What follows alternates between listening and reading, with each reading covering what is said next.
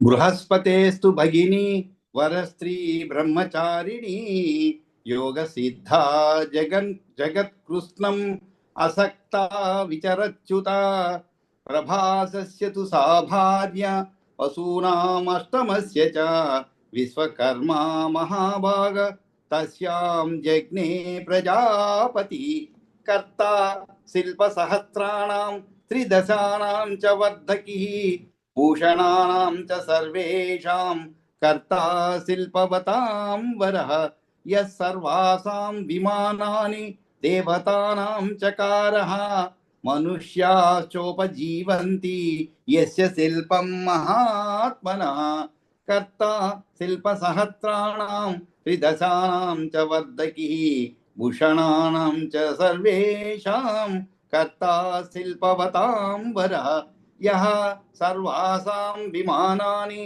देवतानां चकारः मनुष्याश्च उपजीवन्ति यस्य शिल्पं महात्मनः तस्य पुत्रास्तु चत्वारः तेषां नामानि मे शृणु अजैकपादहिर्बुद्धृत् स्रष्टा रुद्रश्च बुद्धिमान् सृष्टुश्चाप्यात्मजः पुत्रो विश्वरूपो महायशः हरश्च बहुरूपश्च त्र्यम्बकश्चापराजितः वृषा कपिश्च तम्भुश्च कपर्दीरैव तत्तदा मृगव्याधश्च सर्वश्च कपाली च महामुने एकादशैते प्रथिता रुद्राः त्रिभुवनेश्वराः शतं त्वेवं समाख्यातं रुद्राणाममितौजसां कश्यपस्य तु भार्या तासां नामानि मे शृणु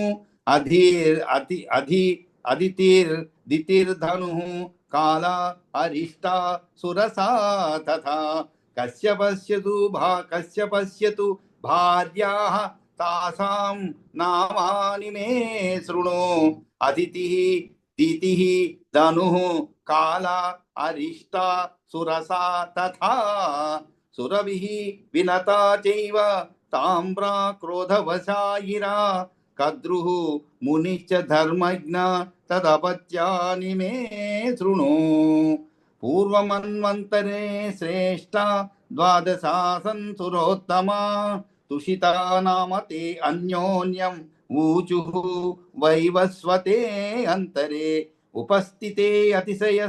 उपस्थिते अतियसः चक्षाशुषान्तरे मनोः समवायीकृताः सर्वे समागम्य परस्परम् आगच्छत द्रुतं देवा अदितिं सम्प्रविश्य वै मन्वन्तरे प्रसूयाः मत्तन्नस्त्रेयो भविष्यति एवमुक्त्वा तु ते सर्वे चाक्षुषस्यान्तरे मनोः मारीचात् कश्यपात् जाता आदि आदित्या दक्षकन्यया तत्र विष्णुश्च शक्रश्च जज्ञाते पुनरेव च अर्यमा चैव धाता च त्वष्टा पूषा तथैव च विवस्वान् सविता चैव मित्रो वरुण एव च अंशुर्भगवान् चातितेजा आदित्या द्वादश स्मृताः चाचुषास्यान्तरे पूर्वमासन् ये तुषिता सुराः वैवस्वते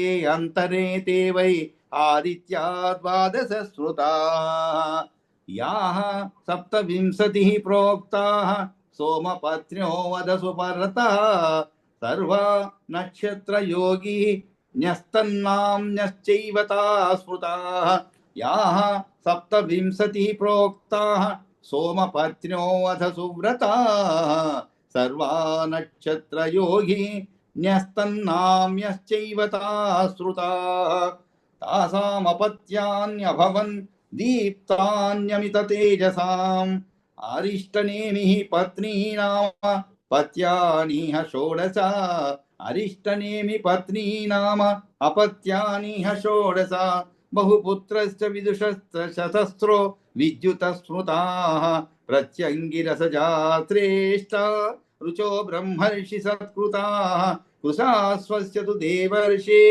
देवप्रहरणा श्रुताः एते युगसहस्रान्ते जायन्ते पुनरेव हि सर्वे देवगणात्तात त्रयत्रिंशत्तु छन्दजाः तेषामपि हि सततं निरोधोत्पत्तिरुच्यते यथा सूर्यस्य मैत्रेय उदयास्तमया विहा एवं देवनिकायात्ते सम्भवन्ति युगे युगे यथा सूर्यस्य मैत्रेय उदय अस्तमया विहा एवं देवनिकायात्ते सम्भवन्ति युगे युगे दिति संतति दित्याः पुत्रद्वयं जज्ञे कश्यपादिति न श्रुतं हिरण्यकशिपुश्चैव हिरण्याच्च दुर्जयः दित्या पुत्रद्वयं जज्ञे कश्यपादिति सश्रुतं हिरण्यकशिपुश्चैव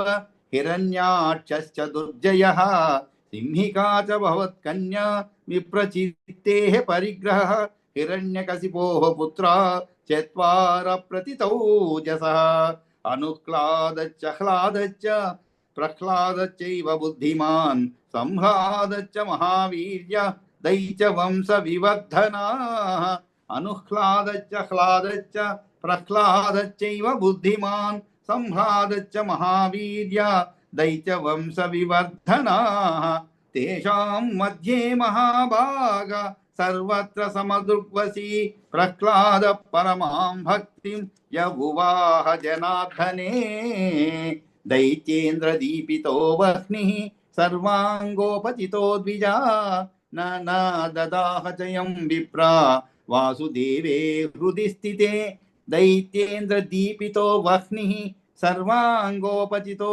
द्विजा न ददाह जयं विप्रा वासुदेवे हृदि स्थिते महार्णवान्तः सलिले स्थितस्य चलतो मही चचाल सकला यस्य पाशबद्धस्य धीमतः न भिन्नं विविधैः शस्त्रैः यस्य दैत्रेन्द्रपातितैः शरीरमद्रिकठिनं सर्वत्राच्युतचेतसः विशानलोज्ज्वलमुखा यस्य दैत्य प्रचोदिताः नान्ताय सर्पपतयो बभूवुः उरुतेजसः शैलैराक्रान्तदेहोऽपि यः स्मरन् पुरुषोत्तमं तत्याजनात्मनः प्राणान् विष्णुस्मरणदंसितः पतस्तमुच्चादवनिर्यमुपेत्य महामतिं ददार दैत्यपतिना क्षिप्तं स्वर्गनिवासिना यस्य संशोषको वायु देहे दैतेन्द्रयोजितः अवाप संशयं सद्य चित्तस्ते मधुसूदने विषाणभङ्गमुन्मत्ता मदहानिं च दिग्गजाः यस्य वक्षस्थले प्राप्ता दैतेन्द्रपरिणामिताः यस्य चोत्पादिता कृत्वा दैत्यराजपुरोहितैः बभूवनान्ताय पुरा गोविन्दासक्तचेतसः शम्भुरस्य च मायानां सहस्रमतिमायिनः यस्मिन् प्रयुक्तं चक्रेण कृष्णस्य विततीकृतं दैत्रेन्द्रसूदोपहृतं यस्तु हालाहलं विषं जरयामास मतिमान् अविकारममत्सरी दैतेन्द्रसूदोपहृतं यस्तु हालाहलं विषं जरयामास मतिमान् अविकारममत्सरी समचेता जगत्यस्मिन् यः सर्वेष्वेव जन्तुषु यथात्मनि तथा अन्यत्र परं मैत्रगुणान्वितः समचेता जगत्यस्मिन् यः सर्वेष्वेव जन्तुषु यथा आत्मनि तथा अन्यत्र परं मैत्रगुणान्वितः धर्मात्मा सत्यशौचादि गुणानामकरत्तथा उपमानमशेषाणां साधूनां यः सदा भवत् धर्मात्मा सत्यशौचादि गुणानाम् आकारस्तथा उपमानमशेषाणां साधूनां यः सदा भवत् इति श्री विष्णुपुराणे प्रथमांसे కందుమునిచరిత్రం నామ పంచదశోధ్యాయ. ఇది 11వ అధ్యాయం అన్నమాట. కాబట్టి మనకి చివరిలో ప్రహ్లాదుని యొక్క చరిత్ర కొద్దిగా ఇవ్వబడుతుంది. అంటే పూర్తిగా తర్వాత 16వ అధ్యాయంలో పూర్తిగా ఇవ్వబడుతుంది ప్రహ్లాదు యొక్క చరిత్ర, మనందరికీ తెలిసిందే అది. కాబట్టి ఇక్కడ మైత్రేయుడు అడిగిన దానికి అని ఆ మధ్యలో సృష్టి ఏ విధంగా జరిగింది, అనేక మంది ఋషులు వారి వారి సంతానం అవన్నీ కూడా చెప్పబడింది. చివరికి మనకి ప్రహ్లాదుని చరిత్ర కొద్దిగా ఇవ్వబడింది, ఒక ట్రైలర్ అనుకోవచ్చు, ట్రైలర్ లాగా కొద్దిగా ఇవ్వబడింది. ఆ తరువాత అధ్యాయంలో మనకి పూర్తిగా చదువుకునేటువంటి అవకాశం ఉంది అనమాట. కాబట్టి ఇది 15వ అధ్యాయం. కాబట్టి మనం ఈ 15వ అధ్యాయంలో మొదటి శ్లోకం నుంచి ప్రారంభిద్దాము. 10 ఎంత సమయం ఉంటే అన్ని శ్లోకాలు పూర్తి చేసుకొని చదివేది రేపు పెట్టుకుందాం. ఈరోజు మొత్తం సమయాన్నంతా కూడా చెప్పడానికి కేటాయిస్తామన్నమాట. సరే, కాబట్టి విష్ణు పురాణంలో 14వ అధ్యాయం ప్రథమ అంశంలో శ్రీ పరాశర ఉవాచ, అంటే పరాశరుడు చెప్పాడు, వృదోహ పుత్రౌతు ధర్మజ్ఞౌ జజ్ఞాతే అంతర్దివాదినౌ శిఖిండిని హవిర్ధానం అంతర్దానాత్ వ్యజాయత. ఇక్కడ పృథు మహారాజుకు సారీ అండి, మళ్ళా 15వ సారీ అదే సందేహం అవుతుంది చెప్పింది కదా, సారీ, కండముని చరిత్ర అన్నమాట. ఇక్కడ పంచదశోధ్యాయ 15వ అధ్యాయం. శ్రీ పరాశర ఉవాచ, పరాశరుడు పలికాడన్నమాట. తపశ్చరస్తు పృథివీం ప్రచేతస్తు మహీరుహాః అరక్ష్యమాణ మా వవృహు బభూవ అథ ప్రజాక్షయః. ఇక్కడ ఈ ప్రచేతసులు తపస్సు ఆచరించారు విష్ణుమూర్తి గురించి. విష్ణుమూర్తి తర్వాత ఆయన వారి సాక్షాత్కారం ఇవ్వటం అవన్నీ కూడా చదువుకున్నాం అనమాట ఇంతకుముందు అధ్యాయం. కాబట్టి ఇక్కడ 15వ అధ్యాయంలో మొదటి శ్లోకంలోనే పరాశరుడు చెప్తున్నాడు ఏమని, తపః చరస్తు పృథివీం ప్రచేతస్తు మహీరుహాః. తపశ్చరస్తు ప్రచేతస్సు అంటే ప్రచేతసులు, ఇక్కడ పృథివీం అనేది తర్వాత మనం కలుపుకోవాలన్నమాట. పృథివీ మహీరుహ అనేది తర్వాత కలుపుకోవాలి. ఇక్కడ తపశ్చరస్సు ప్రచేతస్సు అంటే ప్రచేతసులు 10,000 సంవత్సరాలు వాడు తపస్సు చేశారండి. మరి ఆ సమయంలో ఏం జరిగింది, రాజ్యాన్ని ఎవరు చూశారు, ఏమిటి, అసలు ప్రపంచం ఎలా ఉండింది, ఏమిటి అంటే రాజు లేకుండా ఎలా ఉండింది అనే విషయాలు చెప్తున్నారు. ప్రచేతసులు తపస్సు ఆచరించే సమయంలో రక్షించేవారు లేకపోవడం మూలాన అరక్ష్యమాణ, అరక్ష్య అంటే ఏమిటి, రక్షణ లేకుండా. ఆరక్షణ అంటే హిందీలో ఆరక్షణ అంటే రిజర్వేషన్ అండి, అందుకే నవ్వుతూ ఉండేవాడు. ఆరక్ష అంటే మనం ఎక్కి లోపల పోయేటప్పటికి ఆరక్ష అంటే రిజర్వేషన్ అయి ఉండేది హిందీలో అనమాట. ఆరక్ష అలాంటి సీట్లో అరక్షమాన అయిపోతుంది. అది అంటే ఏమిటి, రక్షణ లేకుండా పోతుంది అనమాట. కొంచెం మనకి సౌత్లో కొంచెం పర్వాలేదండి, దక్షిణ ప్రదేశాల్లో కొంచెం పర్వాలేదు. ఇక పోను మనం ఢిల్లీ అటు సైడ్ పోయామంటే రిజర్వేషన్కి పెద్దగా వాల్యూ ఉండదు, ముఖ్యంగా పగటి సమయంలో అనమాట. కాబట్టి అది ఆరక్ష అయినా కూడా అరక్ష్య అయిపోతుంది అన్నమాట. ఇక్కడ అరక్ష్యమాన ఏమిటి, పృథివీ అంటే పృథివిని రక్షించే వాళ్ళు లేకుండా పోయారన్నమాట. అందరూ పాలించే చూచేవారు లేకపోవడం ఏమైనది, నేలంతా కూడా మా వవృహు బభూవ అథ ప్రజాక్షయ. అరక్ష్యమాన మా వవృహు, ఇక్కడ ఏమైంది, చెట్లు కూడా మనం చూస్తుంటాం, చెట్లు చేపలు అన్నిటి కూడా ఒక రక్షణ ఉండాలండి. రక్షణ అంటే ఏమిటి, వాటిని సంరక్షిస్తూ ఉండాలి. సంరక్షిస్తూ ఉంటేనే అవి బాగా మొలుస్తాయి అనమాట. అలా లేకుండా ఉదాహరణకు 2-3 నెలలు మీరు చిన్న మొక్కలు వదిలేసి అలాగే ఏమి చేయకుండా అలాగే ఉన్నారనుకోండి, పక్కన కలుపు మొక్కలు అంటారు అవన్నీ వచ్చేస్తుంటాయి. అసలు గుబురులాగా పెరిగిపోయి అసలు మనం పెట్టినట్టు విత్తనం నుండి వచ్చిన మొక్క ఏది, ప్రయోజనకరమైనటువంటి మొక్క ఏది ఏమిటని కనిపెట్టలే విధంగా పెరిగిపోతుంది అనమాట. అటువంటిది మరి అన్ని సంవత్సరాలు అసలు రక్షణ లేకుండా ఉండిపోతే ఏమవుతుంది, ఆ మొక్క ఆ చెట్లన్నీ కూడా గుబుర్లుగా పెరిగి ఆవరించి వేశాయి దేనిని, నేలంతా. పృథివీం అరక్ష్యమాణ మా వవృహు బభూవాద ప్రజాక్షయ. అందువల్ల ఏమైంది, ప్రజలకు సరైన ఆహారం లభించగా ప్రజానాశనం జరిగింది అనమాట. అంటే ఆహారం లభించగా అంటే మరి చెట్లు వాటి పాటికి వాటి పెరిగిపోతుంటే వాటి సంరక్షణ లేకుండా మనకి కావలసినటువంటి మొక్కల నుండి కానీ చెట్ల నుండి కానీ కావాల్సిన ఆహారం తీసుకునేటువంటి సౌకర్యం లేకుండా అలా ఉండిపోయింది అనమాట. ఒక పెద్ద చెట్టు ఉంటుంది, మామిడి చెట్టు ఉదాహరణ, ఒక పెద్దదిగా అది పాట పెరిగిపోతూ ఉందనుకోండి, ఎంతో ఎత్తుగా వెళ్ళిపోయింది అనుకోండి, దాన్ని ఎక్కి పండ్లు కోసుకోవాలన్నమాట. కానీ కొంత కాదు సంరక్షణ ఉండాలి వాటికి కూడా, చెట్లకు కూడా అనమాట. ఆ సంరక్షణ లేనందువలన, ఎందుకంటే వీళ్ళు ప్రచేతసులు తపస్సు ఆచరిస్తున్నారు అనమాట. అప్పుడు నాశ నాశక మరుతో వాతు నాశక మరుత వాతుం. వాతుం అంటే ఏమిటి? వీచేది అనమాట. ఏమి వీచడం? నా శకు మరుతో వాతుం అంటే వాయువు సరిగా వీచే వీలు లేకపోయిందనమాట 15 సంవత్సరం. ఎందుకని అంటే వాయువు ఒక గాలి వచ్చి ఇక్కడ తమాషా ఏంటంటే గాలి ముందా లేదు, మనకి అర్థమయ్యే విషయం ఏంటంటే గాలి వచ్చి చెట్లను మనకి మళ్ళీ గాలి వచ్చేలాగా చేస్తుంది అనమాట. అంతే కదండి, చెట్లు కదిలితేనే మనకి గాలి వస్తుంది అనమాట. ఆ గాలి అనేది వాయువు వచ్చి వాటిని కదిలించాలి, అప్పుడే మనకి గాలి వస్తుంది అనమాట.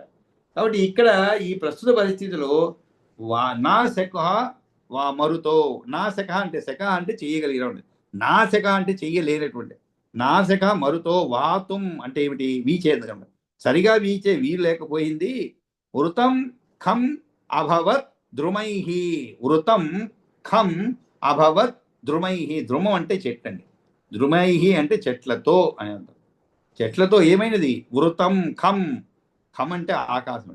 ఆకాశ మార్గాన్ని ఆవరించినందువల్ల ఏమిటి? పెద్ద పెద్ద ద్రుమాలు. ఖం అభవత్ ద్రుమై వృతం అంటే చెట్లు పెద్దగా పెరిగిపోయింది అనుకోండి, ఆకాశం అంతా కప్పిందంట. అంటే ఈ రోజుల్లో అంతంత పెద్ద చెట్లు మనం కంటికి చూడలే, ఉంటాయండి, ఎక్కడ కూడా ఉంటాయి.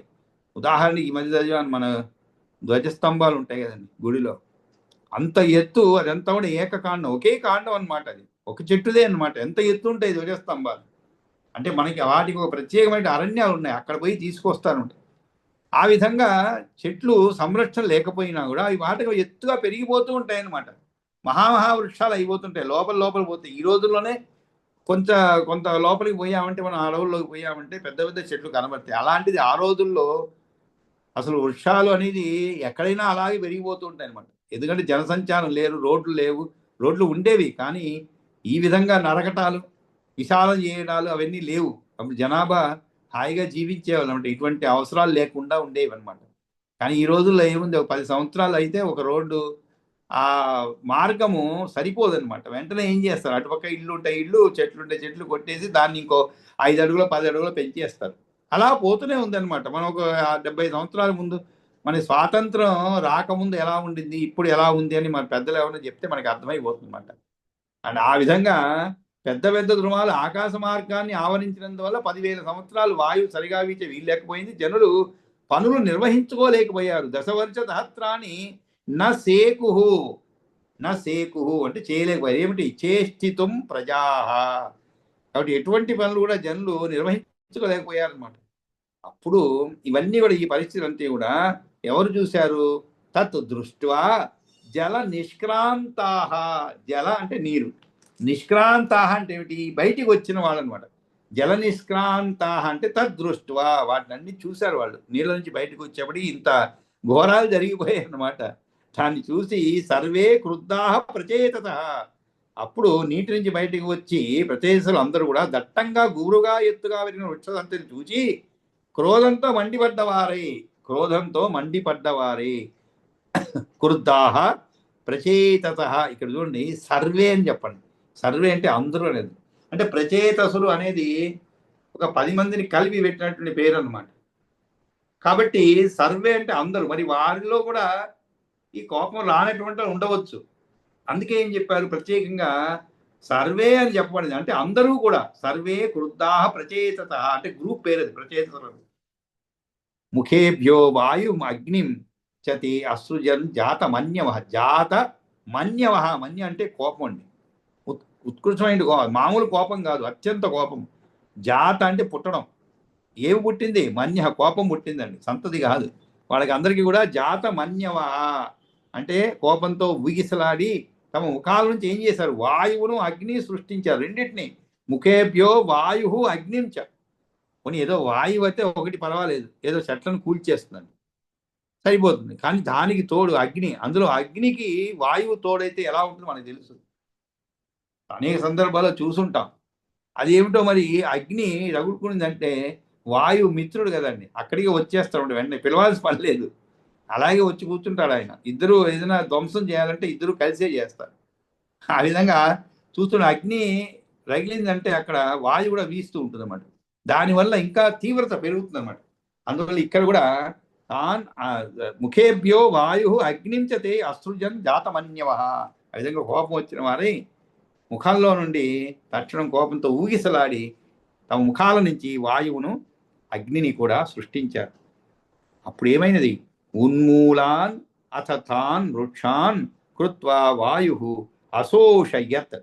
ఉన్మూలాన్ అథ తాన్ వృక్షాన్. అప్పుడు వాయువు ఏం చేసింది? వృక్షాలను పెళ్లగించి పడవేసి ఆరగొడితే ఉన్మూలాన్ అథ తాన్ వృక్షాన్ కృత్వా. కృత్వా అంటే చేసి, ఉన్మూలాన్ అంటే ఏమిటి? పెకిలించడం అండి. అంటే మూలం నుంచి కూడా పెకిలించడం అంట. మామూలు కొట్టివేయడం కాదు, ఏదో గొడ్డలు తీసుకొని నరకటం కాదు, కొమ్మలు నరకటమో కాండాన్ని కూడా సగం నరకటమో లేదు నేలమట్టం చేయడం కాదు. ఉన్మూలానంటే మొత్తము ఇంక మళ్ళా మొలిసే అవకాశం ఉండదు, మళ్ళీ బతికే అవకాశం. మొత్తాన్ని అనమాట మూలం నుంచి కూడా వాయు వృక్షాన్ని పెళ్లగించి పడవేశాడు. తాను వృక్షాన్ని కృత్వా. మళ్ళీ ఏం చేశాడు? వాయు అశోషయత్. అశోషణ ఆరగొడితే. ఆరగొట్టడం అంటే ఏమిటి? దాంట్లో ఉండేటువంటి ఆ తేమను మొత్తము ఆ గాలి వల్ల ఎండిపోయినట్టు చేయడం అన్నమాట. తేమ వల్ల ఆ తేమనంతా కూడా గాలి వల్ల ఎండిపోయినట్టు చేయడం. అది వాయు అశోషయత్. అశోషయత్ తాన్ అగ్ని. సరే, ఇంకా మంచి అవకాశం వచ్చింది. ఎందుకంటే అగ్ని పచ్చగా ఉండేటువంటి చెట్లను చేయగలుగుతుంది, అగ్ని కూడా దహించి వేయిస్తుంది, కానీ సమయం పడుతుంది అనమాట. ఎందుకంటే పచ్చిగా ఉంది కదా, కొంచెం నీరు ఉంటుంది లోపల పచ్చిగా ఉంటే, అందువల్ల సమయం పడుతుంది. అందుకే వాయువు ఏం చేశారు? ఆయన ఆ మొత్తం గాలితో దాంట్లో ఉండేటువంటి ఆ పచ్చిని పీల్చేశారు అనమాట. అప్పుడు ఏమైపోయినాయి? ఎటువంటి దాంట్లో చెట్లలో కానీ లేదా ఆ కొమ్మల్లో ఏవి కూడా పచ్చదనం లేకుండా పోయింది. పచ్చదనం అంటే మీ లోపల ఉండేటువంటి ఆ నీటి తగ్గిపోయింది అనమాట, నీరు. దానితో వాయువు చేసినటువంటి ఆ యొక్క అశోషయత అంటే ఆరగొడితే వెంటనే అగ్ని ఏం చేశాడు? ఇదే మంచి సమయం అని చెప్పి అగ్ని తాన్ అగ్ని అదహత్. అదహత్ అంటే ఏమిటి? కాల్చివేయడం. అగ్ని వాటిని దహించి వేసిందనమాట. ఘోరతత్ర అభూద్రుమ సంశయ. అప్పుడు ఆ విధంగా మహాభయంకరంగా వృక్షక్షయం జరిగింది. ఘోరహ తత్ర అభూత్ అయ్యింది. ఏమిటి? ద్రుమ సంశయ. ద్రుమ అంటే చెట్ల యొక్క, సంక్షయం అంటే వృక్షక్షయం జరిగిందనమాట.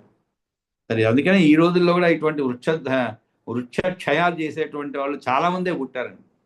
అప్పుడు ఎవరో ఒకరు ఇద్దరు ఉండేవారేమో ఈ విధంగా కోపంతో చేసేవాళ్ళు, కానీ ఇప్పుడు అలా చేసేవాళ్ళు చాలా మంది అయిపోయారు. నిర్దాక్షిణ్యంగా కొట్టిపడేస్తుంటారు, నిర్దాక్షిణ్యంగా. వాళ్ళకి ఆలోచన రాగానే మొదట చెట్లు ఖాళీ చేసేయాలన్నమాట, ఆ స్థలాన్ని చెట్లు లేకుండా చేసేయాలన్నమాట.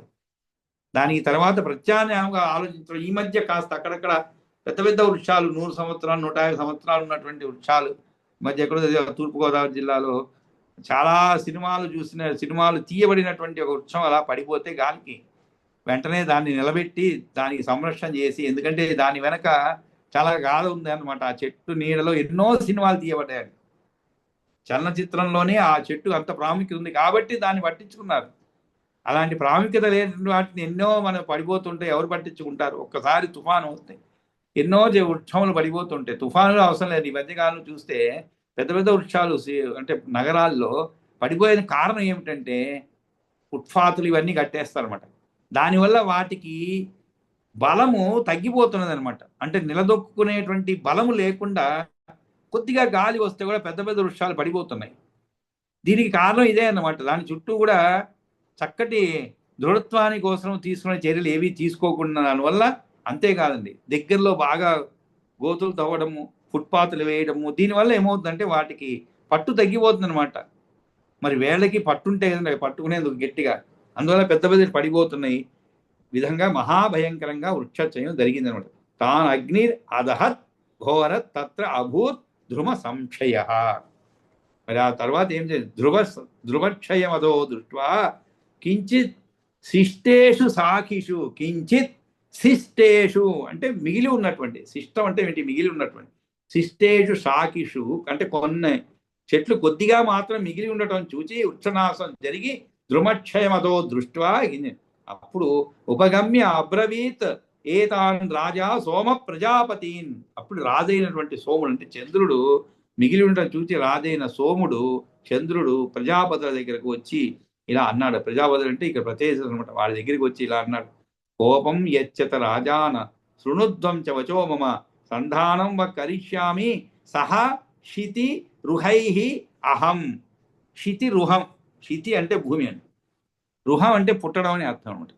శితి రుహం అంటే ఏమిటి? భూమి నుంచి పుట్టేది ఏమిటి? వృక్షములు. కాబట్టి క్షితి రుహై అంటే వృక్షములతో పాటు రాజులారా కోపం ఆపండి. కోపం యచ్చత రాజాన శృణుధ్వం చ వచో మమ. శృణుధ్వం అంటే మీరు వినండి. ఏమిటి? వచో మమ, నా మాటలు వినండి. సంధానం వః కరిష్యామి, మీకు భూరుహాలకు కూడా నేను పొందు కూరుస్తాను. సంధానం అంటే పొందు. పొందు అంటే ఏమిటి? వీరు వృక్షాలు కోపం వచ్చి వృక్షములన్నిటిని కూడా నేలమట్టం చేస్తున్నారు. అలా కాకుండా సంధానం వః కరిష్యామి సహా అంటే కూడటం అనమాట. పొందు కూరుస్తాను మీకు భూరుహాలకు అని చెప్పడం. రత్నభూతాచ కన్యేయం వార్షేయి, వార్ష్ణేయి కాదండి, వార్షేయి వరవర్ధిని భవిష్య జ్ఞానతా పూర్వం మయా గోభిర్ వివర్ధిత. సారీ, భవిష్య జానతా పూర్వం. భవిష్య జానత అండి, జ్ఞానత కాదు, జానతా పూర్వం మయా గోభి. ఇక్కడ గోభి అంటే కిరణములు అని అర్థం. గోభి అంటే పశువులతో కూడా అర్థం ఉంది, కిరణములతో అర్థం ఉంది. గోభి అంటే కిరణాలతో పోషించాను. అయ్యా, ఈ కన్య సుందరీ రత్నము. రత్నభూతాచ కన్యాయం వార్ష్యేయి వరవార్షేయి వరవర్ధిని. అందులో ఈమె ఎవరు? వార్షేయి అంటే వృక్షపుత్రి ఈమె కన్య. ఈ కన్య రత్నభూతాచ కన్యేయం వార్షేయి వరవర్ణిని. వర అంటే శ్రేష్టమైన, వరవర్ణిని అంటే ఏమిటి? చక్కని వర్ణం కలది. నాకు భవిష్యత్తు తెలుసును గనక భవిష్యత్ జానతా పూర్వం. భవిష్యత్ జానతా పూర్వం అంటే నాకు కొంచెం జ్ఞానం ఉన్నది. దేని గురించి? భవిష్యత్తు గురించి అనమాట. కాబట్టి నాకు భవిష్యత్ తెలుసును కనుక ఈమెను మొదటి నుంచి కూడా మయా గోభి వివర్ధిత. మయా గోభి వివర్ధిత. వివర్ధిత అంటే పోషించారు. అంటే ఏమిటి? నాకు భవిష్యత్ తెలుసు, అందువల్ల ఈమెను నేను చక్కగా పోషించాను. ఎందుకంటే ఈమె చెయ్యవలసిన కార్యములు కొన్ని ఉన్నాయి అన్నమాట. అటువంటి కార్యములు ఈమె చేత సఫలీకృతం చేయాలి. కొన్ని కార్యములు ఈమెకి నిశ్చయించబడ్డాయి అన్నమాట. అటువంటి కార్యములు నిర్వహించేందుకోసం ఈమెను నేను పెంచడం జరిగింది. ఎలాగ? నా కిరణాలతో పోషించాను. రత్నభూతాచ కన్యేయం వార్చేయి వరవర్ణిని భవిష్యత్ జానతాపూర్వం మయా గోభి వివర్ధిత. ఆ విధంగా నేను ఈమెను పెంచాను. మారిషా నామ నామ్నేష. మారిష నామ నామ్న ఏష వృక్షాణామితి నిర్మిత. ఈమె పేరు మారిష. ఆ పేరుతో ప్రసిద్ధి చెందిన ఈ మహాభాగ మీకు భార్య ఓ అస్తు, భార్యావహ అస్తు మహాభాగ ధ్రువం వంశ వివర్ధిని. కాబట్టి ఈమె వంశ వివర్ధనురాలు అవుతుంది, ఇది నిశ్చయం అన్నమాట. కాబట్టి ఈ మహాభాగ మీకు భార్యగుగాక. భార్య వహ అస్తు మహాభాగ. మహాభాగ అంటే ఏమిటి? చాలా అదృష్టవంతుడు అని అర్థం. ధ్రువం ధ్రువం అంటే ఖచ్చితంగా ఈమె వంశ వివర్ధిని. ఈమె వంశ వివర్ధనురాలు అవుతుంది, ఇది నిశ్చయము. మారిషానామ నామ్నేష వృక్షాణామితి నిర్మిత. అందులో ఈమె వృక్షాలచే సృష్టించబడ్డ ఈమె పేరు మారిష. ఆ విధంగా యుష్మాకం తేజసో వర్ధేన మమచార్థేన తేజత అస్యాం ఉత్పత్స్యతే విద్వాన్ దక్షో నామ ప్రజాపతి. మీ తేజస్సు సగం, యుష్మాకం తేజసో అర్ధేన. అర్ధేన అంటే సగం అన్నమాట. అర్ధేన కాబట్టి అర్ధేన అంటే ఏమిటి? సగము. మీ తేజస్సు సగము, నా తేజస్సు మమచార్థేన తేజత, నా తేజస్సు సగము కలిసి ఈమె యందు విద్వాంసుడైన దక్షుడైన అస్యాం ఉత్పత్స్యతే అంటే ఉత్పత్తి అవుతుంది. అంటే ఉద్భవిస్తాడు. ఎవరు? విద్వాన్ దక్షో నామ ప్రజాపతి. దక్షుడైన ప్రజాపతి ఉద్భవిస్తాడు. మమచ అంశేన సంయుక్తో యుష్మత్ తేజోమయేన వై తేజస అగ్నిసమో భూయ ప్రజాం సంవర్ధయిష్యతి. అంతేకాదు, నా అంశతో కూడుకున్నవాడు ఎవరు? ఆ జన్మించిన ప్రజాపతి అయినటువంటి దక్షుడు మమచ అంశేన సంయుక్తో, అంటే సంయుక్తం అంటే కూడుకున్నవాడు, నా అంశతో కూడుకున్నవాడు, యుష్మత్ తేజోమయేన వై, యుష్మత్ అంటే మీ తేజస్సుతో, యుష్మత్ తేజోమయేన వై అంటే నిండిన తేజస్సుతో నిండినవాడు అయి, తేజస అగ్ని సమోభూయ, సమాన తేజస్కుడై దక్షుడు మళ్ళీ ప్రజావృద్ధి కలిగేలా చేస్తారు. ఇక్కడ తేజస అగ్ని సమో అంటే అగ్నితో సమానమైనటువంటి తేజస్కుడై భూయ వరల ప్రజాన్ సంవర్ధయిష్యతి, సంవర్ధయిష్యతి అంటే మళ్ళీ ప్రజావృద్ధి కలిగేలా చేస్తాడు. ఆ తరువాత కండుర్నామ ముని పూర్వమాసీత్ వేదవిదాం వరః సురమ్యే గోమతీ తీరే సతేపే పరమం తప. పూర్వము కండుడు అనే మహాముని ఉండేవాడు. కండు నామ ముని పూర్వం ఆసీత్ అంటే ఉండేను పూర్వము. వేద విదాం వరహ, వేద విదాం అంటే వేదమును తెలిసినవాడు అని అర్థం. విదాం అంటే వేదవేత్తలలో వరహ అంటే మిక్కిలి శ్రేష్ఠుడు అయినటువంటి ఆయన ఎక్కడుండేవాడు? సురమ్యే గోమతీ తీరే సతేపే పరమం తప. సతేపే పరమం తప, తేపే అంటే చేశాడు అని అర్థం. సతేపే పరమం తప, ఆయన పరమ రమణీయమైనటువంటి సురమ్యే, రమ్యం అంటే రమణీయమైన, సురమ్య అంటే అత్యంత పరమ రమణీయమైనటువంటి గోమతీ తీరే, గోమతీ నది యొక్క తీరంలో మహత్ తపస్సు చేశాడు. సతేపే పరమం తప. కండుర్నామ ముని పూర్వం ఆసీత్ వేద విదాంబర సురమ్యే గోమతీ తీరే సతేపే పరమం తప. తక్షోభ్యాయ సురేంద్రేణ ప్రమ్లోచాఖ్య వరా అప్సరా ప్రయుక్త శోభయామాస తం ఋషిం సా శుచిస్మిత. సరే, మామూలుగానే పాప ఎవరన్నా తపస్సు చేస్తుంటే ఇంద్రుడు భయపడిపోయి, ఇంతగా అనేక సందర్భాలు చదివాము, ఆయన భయపడిపోయి ముందుగా అప్సరస్సును పంపుతాడనమాట. అంటే ఆ ఋషులు చేసేటువంటి తపస్సును భంగం చేసేందుకోసము, వాళ్ళ ఇంద్రియాలను అంటే వాళ్ళ యొక్క ఇంద్రియ నిగ్రహ శక్తిని పరీక్షించేందుకు అన్నమాట. అంతేకాదు వాళ్ళని అలా పరీక్షించి చివరికి ఆ తపస్సు నుంచి దృష్టి మరల్చేదే కాకుండా ఆ పూర్వము తపస్సు చేసినందువలన పొందినటువంటి ఏదైతే శక్తి ఉన్నదో దానిని కూడా పూర్తిగా హరించి వేసే విధంగా ఈ యొక్క స్త్రీల వలలో పడేలాగా చేస్తారనమాట. దానివల్ల ఏమవుతుందంటే గిపస్సు అంతా అయిపోతుంది, ఇంకేం ఉండదన్నమాట. ఆ విధంగా చేయడము.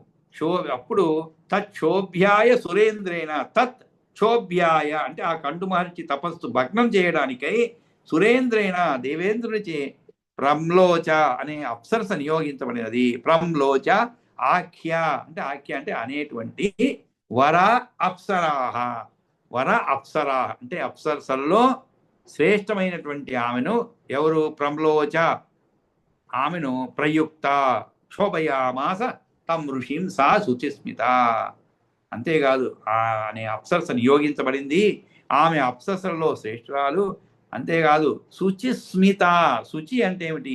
స్మిత అంటే చిరునవ్వు అన్నమాట, చక్కని చిరునవ్వు గలది. శుచిస్మిత ఆమె తం ఋషిం ఆ ఋషిని ప్రయుక్త శోభయామాస ఆ ఋషీశ్వరుని తన మందస్మితంతో కలతపరిచింది.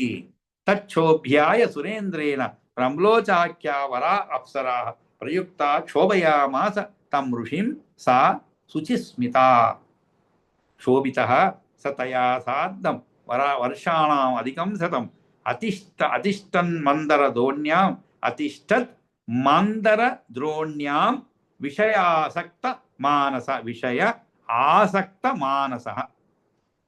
సరే, ఆయన తపస్సు భగ్నమైపోయింది. ఇంకెందుకు గిపస్సు అంతా కూడా ఆ ఆసనం అంతా కూడా మడిచిపెట్టేశాడు. తర్వాత చేయి కింద పెట్టుకునే దండము, అన్ని పాత్రలు గీతలు అంతా మూట కట్టేశాడు అనమాట. ఎక్కిచ్చేశాడు అనమాట. ఎక్కించి ఎక్కడున్నాడు? శోభిత సతయా సార్ధం, ఆమె చేత తపస్సు భగ్నం చేయబడిన వాడై వర్షాణం అధికం శతం, వర్షాణం అధికం శతం అంటే నూర్ల కంటే కూడా ఎక్కువ వర్షములు, శతం అతిష్టత్ మందర ద్రోణ్యాం. ద్రోణి అంటే ఇక్కడ గుహ అని చెప్పుకోవచ్చు. మందర ద్రోణ్యాం అంటే పర్వత గుహలలో 100 సంవత్సరాలకు పైగా ఎలా ఉన్నాడు? విషయాసక్త మానస, ప్రమ్లోచతో కలిసి విహరించాడు. 100 సంవత్సరాలకు పైగా ప్రమ్లోచతో కలిసి విహరించాడు. క్షోభిత సతయా సార్థం వర్షాణం అధికం శతం ప్రతిష్ట మందర ద్రోణ్యాం విషయాసక్త మానస. ఆ విధంగా ఆ గుహల్లో ఉండిపోయి సాతం ప్రాహ మహావాగే గంతుమిచ్చామి అహం దివం ప్రసాద సుముఖో బ్రహ్మన్ అనుగ్రహం దాతుమర్హసి. ఇక పాప ఆమెకేమో దేవేంద్రుడు పంపించాడు, మరి పోయినామే రావాలి కదండి, మళ్ళా పని చూసుకొని రావాలి కదా, లేకుంటే దేవేంద్రుడు మళ్ళా కోపగించుకుంటాడు. ఆయన ఏం చేస్తాడో తెలియదు తర్వాత. అందుకని అయ్యా నేను వెళ్ళిపోతాను, నాకు సమయం అయిపోయింది, ఎందుకంటే ఆమె వచ్చిన పని అయిపోయిందండి, అతన్ని సర్వనాశం చేసేసింది అనమాట. ఇంకా నేను వెళ్ళిపోతానని చెప్పి స తం ప్రాహ, తం అంటే అతనికి, ప్రాహ అంటే చెప్పింది అనమాట. ఏమని? మహాభాగా గంతుం ఇచ్చామి అహం దివం, గంతుం ఇచ్చామి అంటే నేను వెళ్ళేదానికి ఇష్టపడుతున్నాను. ఎక్కడికి? దివం, స్వర్గానికి వెళ్ళిపోవాలనుకుంటున్నాను నాయన. ఇంక నాకు ప్రసాద సుముఖో బ్రహ్మన్ అనుగ్రహం దాతుమర్హ. అది కూడా ఓ బ్రాహ్మణోత్తమ, అనుగ్రహ దృష్టితో ప్రసాద సుముఖో అంటే వదిలిపెట్టేటప్పుడు చాలా బాధతో వదిలిపెట్టొద్దు నాయన, నన్ను ఆనందంగా నువ్వు ప్రసాద సుముఖో బ్రహ్మన్ అనుగ్రహం దాతుం అర్హసి, అనుగ్రహం ఇవ్వవలసింది నాకు. అది కూడా ఎలాగా? నాకు ప్రసాదించవలసిన అనుగ్రహం ఎలాగా? అనుగ్రహ దృష్టితో, అంతేగాని ఏదో బాధపడుతూ మళ్ళీ కోపగించుకుంటూ కాదు. నువ్వు హాయిగా, ఎందుకంటే ఆయనకి ఒకవేళ కోపం రావచ్చు, ఆయన తపస్సును భంగం చేసినందుకు 100 సంవత్సరాల పైన ఉన్నా కూడా మళ్ళా ఒకవేళ జ్ఞాపకం వచ్చి అయ్యో నేను ఎటువంటి వాడిని అనే విషయం జ్ఞాపకం వచ్చి కోపగించుకుంటామో అలా కాకుండా సంతృప్తిగా నన్ను ప్రసాదించవలసింది, అనుజ్ఞను ప్రసాదించవలసింది అని ఆమె కోరుకుంటుంది అనమాట. సరే, ఆ తర్వాత ఆయన ఏం చేశాడు ఏమిటి అనేది మనం రేపు క్లాసు చదువుకుందాం.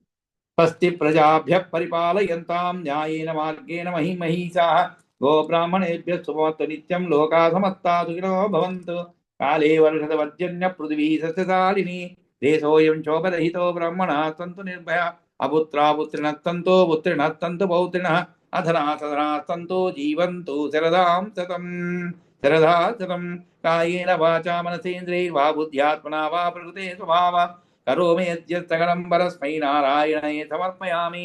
యదక్షరవద ప్రశ్నం మాత్రాహీనం తు యద్భవే తత్సర్వం క్షమ్యతాం దేవనారాయణమోతుతే. విసర్గ బిందు మాత్రాణి పదపాదాక్షరాణి చ న్యూనాని చాతిరిక్తాని క్షమస్వ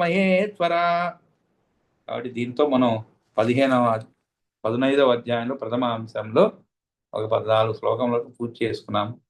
మళ్ళీ రేపు కలిసినప్పుడు మళ్ళీ 15 నుంచి ప్రారంభిద్దామండి. సర్వే జనా సుఖినో భవంతు. అందరికీ కూడా దాసం అండి. దాసం.